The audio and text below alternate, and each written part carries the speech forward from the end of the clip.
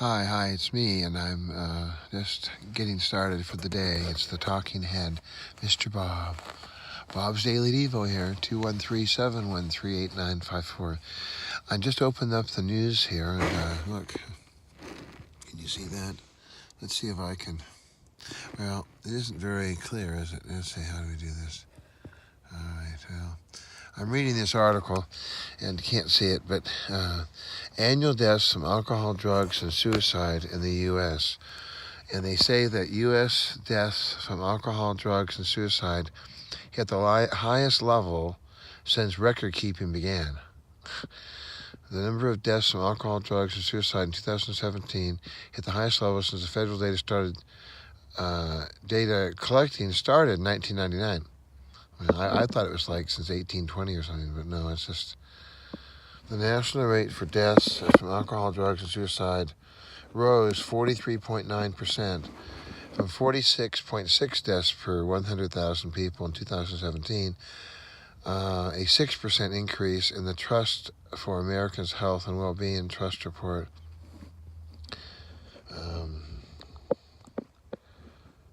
Suicide by suffocation increased 42%. Psychologist Benjamin Miller, chief, broader efforts are needed to address the underlying causes of alcohol and drug use and suicide. It's almost a joke now how simple we're trying to make these issues, he says. We're not changing the direction, it's getting worse.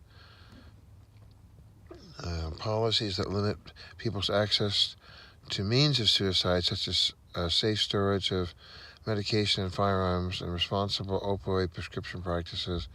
I mean, human beings are just trying to do all this basically insanity. It's just crazy.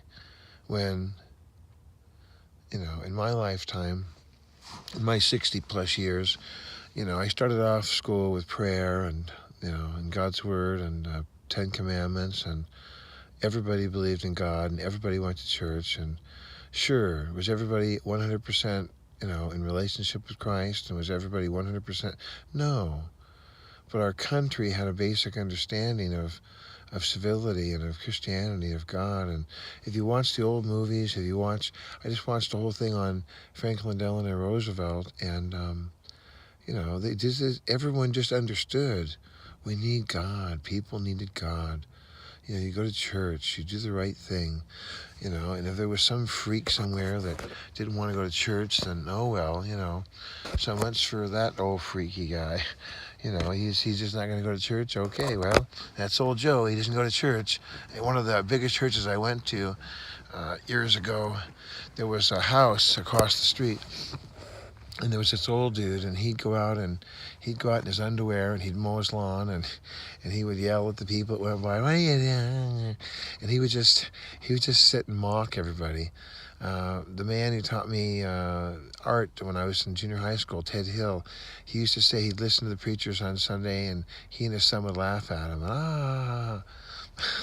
So yeah, there was those kind of people back in the day. But the thing is that we aimed at serving Christ. We aimed at serving God. And certainly the story of Emmeline, 1816, and how the church excommunicated her and kicked her out and told her that she was freaky. Yeah, there's weird things that happen. I think that Hillsong and the worship music and the way that we relate to God now is absolutely much better than it was, 150, 200 years ago. I mean, we're definitely evolved, if I can say that without being, hit. We don't hit anybody anymore. Yeah, that's good. We don't even look at them crosswise. You might be a sex offender. Oh my God. It's crazy. Everything is just, in one way, we think that we're so much more advanced. In some ways, we're going down the tubes. I mean, we're just stressing everybody out. We have so many people arrested, incarcerated, and we're going to punish them, and we're going to get them, and we're going to take them out, and look out, get them. And it's just, this statistic here is just, well, I got to go. Love you.